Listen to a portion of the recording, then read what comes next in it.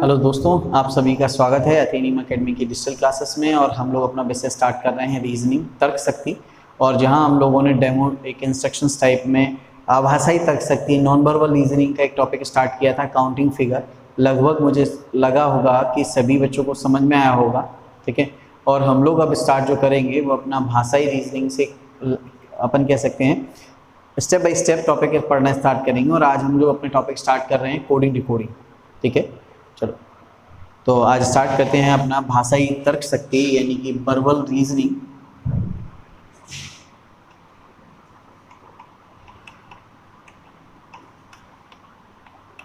भाषाई तर्क शक्ति यानी कि वर्बल रीजनिंग। और वर्बल रीजनिंग में आज हम जो अपना पहला टॉपिक स्टार्ट करने वाले हैं वो टॉपिक है, उसके बारे में पहले ही बता चुका था, कोडिंग डिकोडिंग। कोडिंग डिकोडिंग यानी कि हम ये कह सकते हैं, इसको हम लोग हिंदी में क्या लिखते हैं, कूट लेखन कूट वाचन, ठीक है, ये पढ़ते हैं। ठीक, तो हम इसको स्टार्ट करते हैं। और इस टॉपिक के लिए ज़रूरी क्या चीज़ें हैं हम उन पे पहले बात करते हैं, ठीक है। हमारा टॉपिक क्या है, हमारा फर्स्ट यूनिट है कूट वाचन और कूट लेखन, कोडिंग डिकोडिंग। जो लोग फर्स्ट टाइम इस टॉपिक को पढ़ रहे हैं, पहले मैं बता दूं, ये तर्क शक्ति का मतलब होता क्या है कि आपकी सोचने समझने की क्षमता। आपको एक क्वेश्चन दिया जाएगा, उसका आंसर दिया जाएगा, आप क्वेश्चन और आंसर के संबंध को, रिलेशन को समझेंगे, फिर एक नेक्स्ट क्वेश्चन दिया जाएगा, उसमें वो रिलेशन अप्लाई करेंगे। जस्ट तो हम लोग स्टार्ट करते हैं कोडिंग डिकोडिंग। और इसके लिए तीन जो सबसे इम्पोर्टेंट चीज़ ये जो है वो ये है कि आपको ABCD आना चाहिए। कई लोग हंसेंगे कि ABCD तो हमें आती है, A to Z बिल्कुल आती है, ठीक है ना।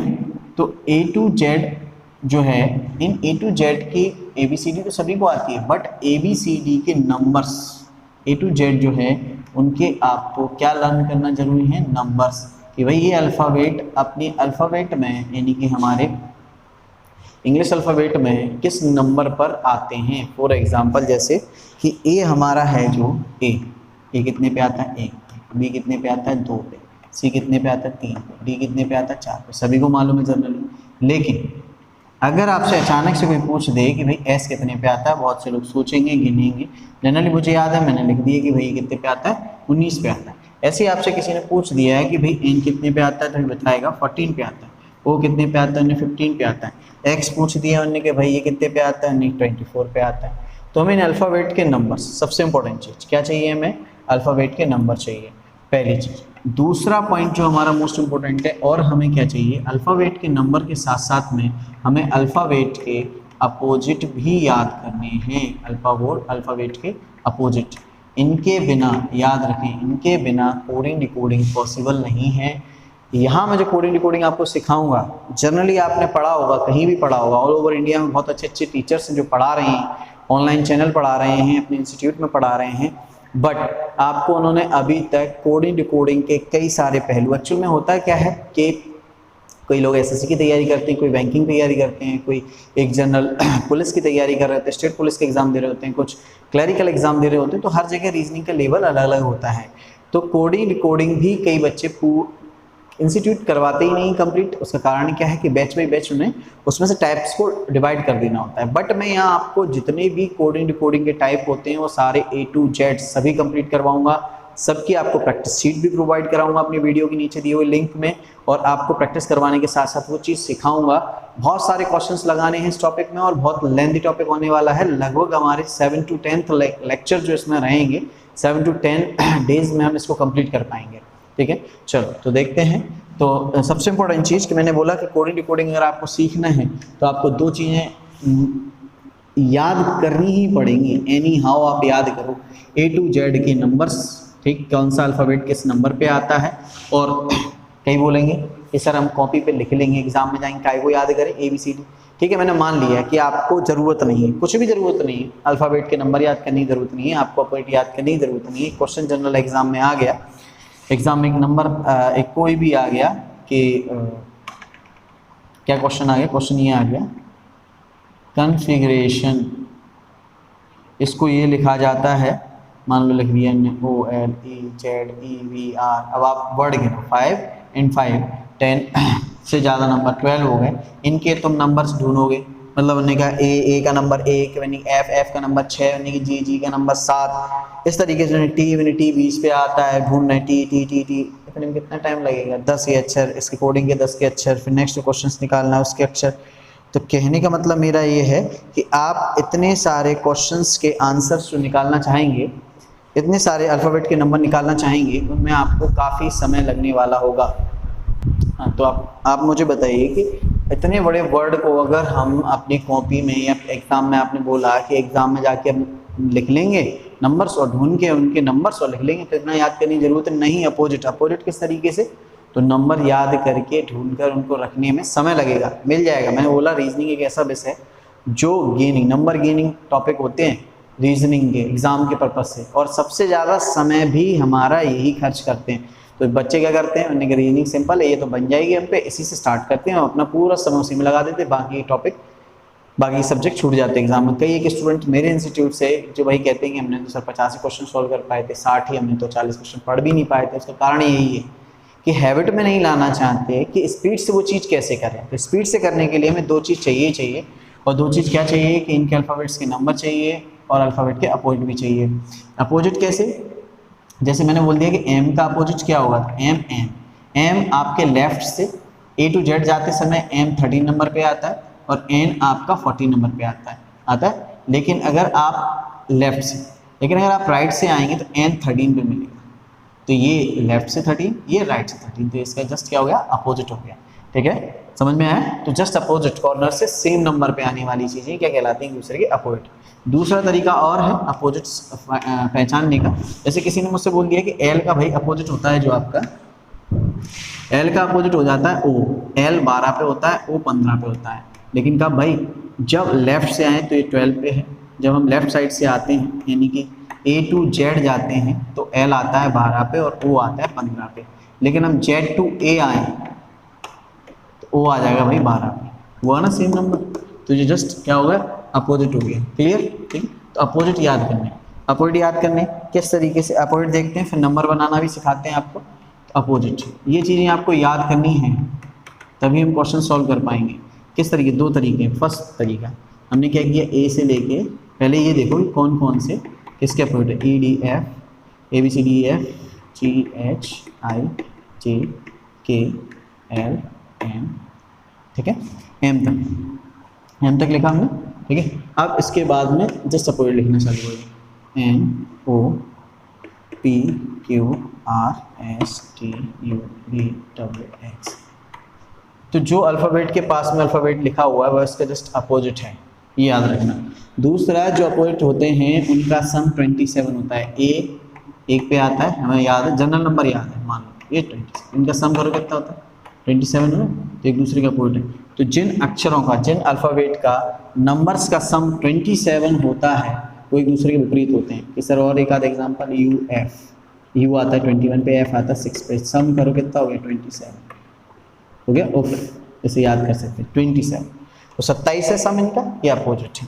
ठीक है, तो पहला हम लिख सकते हैं, दूसरा इनका सम करके देख सकते हैं। ये दो तरीके हैं, यहाँ से हम अपोजिट फाइंड आउट कर सकते हैं। और लर्न करने का तरीका क्या है, विपरीत का, विपरीत यानी अपोजिट, विपरीत यानी अपोजिट। देखिए, जैसे जनरली हम कंपटीशन के एग्जाम कब देते हैं, हायर सेकेंडरी यानी कि 12th पास करने के बाद। हायर सेकेंडरी करने के बाद जनरली हम लोग पढ़ने नहीं लग जाते, पहले सोचते हैं भाई 12 साल हो गए पढ़ते पढ़ते, अब थोड़ा घूम फिर लें, उसके बाद कॉलेज में एडमिशन या कॉम्पिटिटिव तैयारी कुछ भी आफ्टर हायर सेकेंडरी 12th के बाद ही सोचते हैं। तो हायर सेकेंडरी के बाद हम लोगों ने देखा भाई पहले क्या किए, तो हायर सेकेंडरी के बाद में हमने बनाया अपने घूमने का प्लान। ठीक है, तो हम घूमने का प्लान बनाते हैं तो हमारे यहाँ सबसे ज़्यादा इंपॉर्टेंट चीज़ ये है कि मिडिल फैमिली है, तो हमारा घूमना आना जाना ज़्यादातर किसके द्वारा होता है, ट्रेन के द्वारा। बाय एयरवे बहुत कम होता है। इंडियन रेलवे, ठीक है, इंडियन रेलवे में एक इम्पोर्टेंट ट्रेन सब लोग सुनते हैं जो कॉम्पिटिटिव एग्जाम देने आते हैं, यहाँ से भोपाल, GT एक्सप्रेस, GT, ठीक है। तो हायर सेकेंडरी इंडियन रेलवे एक फेमस ट्रेन में जाते हैं जीटी एक्सप्रेस। अब मैं ये कुछ वर्ड चेंज कर रहा हूँ, अब हमें जाना होता वैसे भोपाल जाती, बट हम इससे जा रहे हैं कहाँ, जम्मू कश्मीर, JNK, बट हम JQ से जम्मू कश्मीर बनाते हैं। गलती से कहाँ पहुँच गए, पाकिस्तान। वहाँ हमें पकड़ लिया गया, वहाँ पकड़ लिए, पाकिस्तान जाओ पूजा तो होगी नहीं भाई, ठीक है, पकड़ लिया जाएगा। तो उन्हें हमने क्या बताया, एजेंडा, कि भाई हम स्टूडेंट हैं, A to Z agenda student हैं, तो उन्होंने भाई स्टूडेंट की उससे हमें रियायत दे दिया, हमें छोड़ दिया, तो हमने उनसे क्या किया, बाय बाय, ठीक है। जनरली हम अपने घर पे पहुँचे तो वहाँ नॉर्मली पहले होता था वनडे एग्ज़ाम साल में, वनडे क्रिकेट साल में 2 बार हो रहे हैं, 3 बार हो रहे हैं, 4 बार हो रहे हैं, और अपना है ना बहुत ही कम क्रिकेट देखने को मिलता था टीवी। बट अब तो पता नहीं कौन कौन से 20 है ना, कोई ना कोई चलता ही रहता है, तो वहाँ किसी खिलाड़ी ने कह दिया 6 तो हम खुशी से उछले डाउनवर्ड और गिर पड़े, ठीक है। अब ठीक है, ये हो गया एक छोटी सी story type of mine love, ये वर्ड, ठीक है। तो ये हम याद कर सकते हैं कि नो, तो 26 अल्फ़ाबेट हो गए, ठीक है। तो कैसे याद कर सकते हैं, इनके वर्ड हैं, तो वर्ड क्या है, इसको हम क्या लिख सकते हैं, हायर सेकेंडरी, नोट डाउन कर लेना आप लोग, इससे आप याद कर सको। इसको बोलते हैं हम लोग Indian railway GT express Jammu Kashmir, JQ से बनाना है, PK पिक्चर भी है, और PK से पाकिस्तान भी है, कैसे भी याद कर सकते हो। A to Z agenda, by by, BY से बाय बाय बना दिया अपन ने, बाय बाय, ठीक है। 6 डाउनवर्ड ऑफ, MN से माइन, और भाई वर्ड जो सभी ज़्यादातर जानते हैं, लव, ठीक है। तो इस तरीके से हम 30 जो 13 अक्षर हैं उनके विपरीत 13 अक्षर याद, इन शब्दों को रखेंगे तो याद हो जाएंगे। 1-2 बार लिखने का खुद से प्रयास करेंगे तो आप इसे लर्न कर पाएंगे, पहली चीज़। चलो अब दूसरा तरीका सिखाता हूँ आपको अल्फ़ाबेट के नंबर याद करने का। ध्यान से चीज़ों को समझोगे, अपने आप सारी चीज़ें कर पाओगे, लिख पाओगे सारी चीज़ें, ठीक है। चलो अब दूसरा हम क्या करेंगे, अल्फ़ाबेट के नंबर याद करना सीखते हैं, अल्फ़ाबेट नंबर्स, ठीक है। अब हम अल्फ़ाबेट नंबर लिखते हैं, तो अल्फ़ाबेट नंबर में जैसे पहला है हमारा A B C D। General list के नंबर तो सभी को मालूम है कि भाई A 1 पे आता है, B 2 पे, ये 3 पे और ये 4। इसके बाद एक शॉर्ट फॉर्म बनाया गया है जो सभी बच्चों को याद है ज़्यादातर, बट देखते हैं जरा, EJOT। इससे हम सभी अल्फ़ाबेट के नंबर याद निकाल सकते हैं, ठीक है। E 5 का पहाड़ा है, 5 की टेबल है, 5 10 15 20 25, ये 5 की टेबल है। EJOT शॉर्ट फॉर्म EJOT से E के बाद आने वाले अक्षर, E के पहले आने वाले अक्षर, जैसे मान लो कि मैंने पूछा आपसे K कितने पे आता है, तो EJOT में J के बाद जस्ट K आता है, J में पता है 10 पे आता है, तो K कितने पे आ जाएगा, 11, ऑब्वियसली 11 पे आ जाएगा, ठीक है। K कितने पे आएगा हमारा 11। तो EJOT से आगे पीछे, या O में से पूछ लिया P कितने पे आएगा, तो O के बाद P आता है, P 15 पे, O 15 पे और P 16 पे हो जाएगा। तो E के बाद आता है F। अब F को अब मैं आपको बनाना सिखाता हूँ। EJOT शॉर्ट फॉर्म है, आप इससे भी याद कर सकते हो जिनको याद करना है, इनके आगे पीछे अल्फ़ाबेट। चलो पहले बता देता हूँ EJOT से कैसे निकाल देते हैं, निकालना बता देता हूँ। T मुझे निकालना है मान लो S का, T के पहले, T हमारा 20 पे, T 20 बिस्किट, ठीक है, ये 20 मैच, T के पहले S आता है, तो T के पहले 20 के पहले क्या आता है नंबर में 19, सीधा बाई 25 पे है, मुझसे पूछ लिया किसी ने X, बाई के पहले X आता है, ये 25 पे, इसके पहले कितना आएगा 24। तो इस तरीके से हम EJOT शॉर्ट फॉर्म से सभी नंबर फाइंड आउट कर सकते हैं, EJOT शॉर्ट फॉर्म से, ठीक है। चलो फिर दूसरा हम बनाकर भी इनको लर्न कर सकते हैं, और वो देखो किस तरीके से। F तक आ गया था मैं, F को मैं उल्टा करके बनाऊँ, ठीक है, F को मैं उल्टा करके बनाऊँ और इसको मैंने मिला दिया, F कितने बन गया 6 पे। G में देखें आप, ये नंबर जो आपको दिख रहा है, यानी कि ये नंबर आपको जो दिख रहा है, ये 7 ड्रॉ हो रहा है, 7 बन रहा है ना। G में क्या दिखाई देता है, कैपिटल G बना के देखें, 7। H को डिजिटल क्लॉक बनाते हैं रेलवे वाले, क्या दिख रहा है 8। I कैपिटल ऐसे बनती है, स्मॉल I ऐसे बनती है। EJOT में G हमारा थाई कितने पे 10 पे। अब K के बाद आता है K, किंग्स 11 पंजाब टीम कि L औसतन वैसे 25 साल जीता है, बट एवरेज निकालो तो लगभग 25 का आधा, एवरेज ज़्यादा होता है, तो लगभग हम मान लेते हैं लॉयन 12 साल का, 12 साल एवरेज जीता है, ठीक है, मतलब लाइफ इसकी एवरेज ईयर जो इसकी अपन ये कह सकते हैं लाइफ होती है वो 12 ईयर्स की होती है, 12 साल की होती है। एम मीडिएटर, मिड में, between, total number of 26 alphabet होते हैं, उनका मिड क्या होगा 13 होगा, ऐसे याद कर सकते हैं। या ये देख सकते हो कि भाई इसमें एक 3 बन रहा है तो 13 पे। एन, अब रोमन अक्षर में 4 ऐसे बनता है, इसको मिला दिया क्या बन गया 14। ओ, ठीक है, ये जो टीम ओ आता है अपने कितने पे 15। यहाँ तक हम लोग पहुँच गए। अब एक छोटी सी एक स्टोरी समझते हैं। यहाँ तक सबको समझ में आया? ठीक है, स्टोरी देखते हैं। स्टोरी क्या है? प्रिंस, पी फॉर प्रिंस 16 साल का, क्वीन 17 साल की, राजा 18 साल का और उनका सन 19 साल का। और टी फॉर 2020 आता ही है। ठीक है, टी के बाद आपको यू याद करना है 20। फिर से मैं बताता हूँ कि प्रिंस 16 साल का, क्वीन 17 साल की, राजा 18 साल का, सन 19 साल का, T for 20, T for 20, you कितने पे आता है 20 पे। टी के बाद ये याद करें। अब वी, विंगर्स, वी क्या होता है? विक्ट्री फिंगर्स होता है। विक्ट्री में कितनी फिंगर्स होती है? 2, तो 2 यानी 22। वी के बाद क्या आता है? डब्ल्यू, डब्ल्यू में फिर 3 लेकिन उल्टा है तो 23। एक्स, वाई जो टी में आती है 25, उससे पहले आप एक्स को याद कर सकते हो, और जेड 26। तो इस तरीके से आप 1-2 बार लिखो, लिखने का प्रयास करो, कोशिश करो। 100% मैं श्योर हूँ कि आपको मैंने जो आज 2 तरीके बताए आप इनकी प्रैक्टिस करेंगे तो आप जरूर सीख जाएंगे। सीखें तो कल के लेक्चर में हम सवाल भी सॉल्व करेंगे। ठीक है, जनरल एक छोटा सा एग्जाम्पल दे देता हूँ, इससे आपको लगा रहे कि हम किस तरीके से इनसे सवाल सीखेंगे। ठीक है, चल देखो, जैसे हमसे किसी ने बोल दिया, क्वेश्चन दे दिया कि किसी लैंग्वेज में, क्वेश्चन पूरा लिख के बताता हूँ आपको, किसी कूट भाषा में, ऐसे लिखा हुआ है, किसी कूट भाषा, यानी कि if an word coding this language, कूट भाषा में ब्रेक को क्या लिखा जाता है? मुझसे बोल दिए भाई ब्रेक को ये लिखा जाता है, CSFBL लिखा जाता है। तो आपसे बोल दिया जाएगा इसको क्या लिखा जाएगा। ठीक है, फोकस को क्या लिखा जाएगा। ठीक है, उसी कूट भाषा में फोकस को क्या लिखा जाएगा।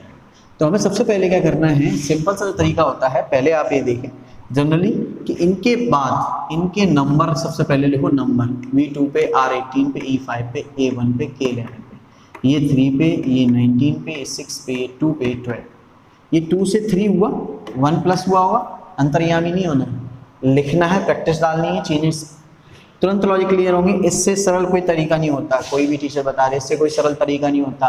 सबसे सिंपल चीज़ है कि आपको नंबर लिखो, आपको लॉजिक तुरंत क्लियर होगा, दिमाग में दौड़ेगा कि भाई ये चीज़ ये हो गई। और लर्न करोगे, प्रैक्टिस करोगे तो फिर तो मैं डायरेक्ट भी कह सकता, B से C हो गया, 1 बढ़ गया, R से S, E से F, A से B, K से L, ये सब हो गया। 18 और 1 19, 1 प्लस हो गया 5 और 1 6, 1 और 1 2, 11 और 1 12, +1 हुआ, तो इसमें भी सबने क्या कर देंगे हम लोग +1 कर देंगे। ये रूल लगा देंगे, मतलब जो रूल ऊपर लगा हुआ है वो रूल आपको नीचे लगाना है। तो F का क्या हो जाएगा? F 6 पे आता है, 6 में 1 जोड़ा 7 यानी कि G, O में O के बाद 1 जोड़ने पर हमें क्या मिलता है? P, C में D, U में V, S में T। ये आंसर हो गया। क्लियर? ये जस्ट एक आपको छोटा सा एग्जांपल दिया मैंने इसके लिए कि आप इसकी प्रैक्टिस करो, ये चीज़ याद करो। याद करने के बाद क्वेश्चन सॉल्व करेंगे कल से इनके। क्लियर? तो ये टॉपिक था हमारा आज हमने जो स्टार्ट किया, कोडिंग डिकोडिंग। यहाँ रूल बताया, 2 मोस्ट इंपॉर्टेंट चीज़ें जो याद रखनी है। आपको अल्फ़ाबेट के नंबर याद करने हैं, आपको अल्फ़ाबेट का अपोजिट याद करना है, यानी अंग्रेजी वर्णमाला के अक्षरों की संख्या याद करनी है और अंग्रेजी वर्णमाला के विपरीत अक्षरों को याद करना है। उसके बाद हम लोग इस टॉपिक को कंटिन्यूस लगाएंगे। मोस्ट इंपॉर्टेंट टॉपिक है, मैंने बोला चपरासी से लेकर कलेक्टर तक के एग्जाम में आता है, लेकिन जब क्वेश्चन आता है कोडिंग डिकोडिंग का तो बहुत सारा समय खा जाता है, क्योंकि हम बहुत सारे टाइप्स के क्वेश्चंस को नहीं जानते। ठीक है, तो मिलते हैं हम लोग कंटिन्यूस अपनी इसी तरीके की क्लासों में, और आप अगर अपना अच्छा रिस्पांस देते रहेंगे तो मैं कंटिन्यूस इस चीज़ पर मेहनत करता रहूँगा।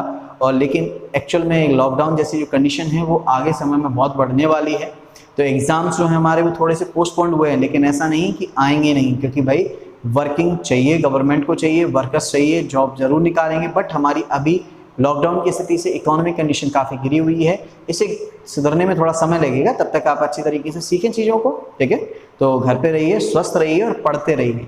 मिलते हैं अगले क्लास में।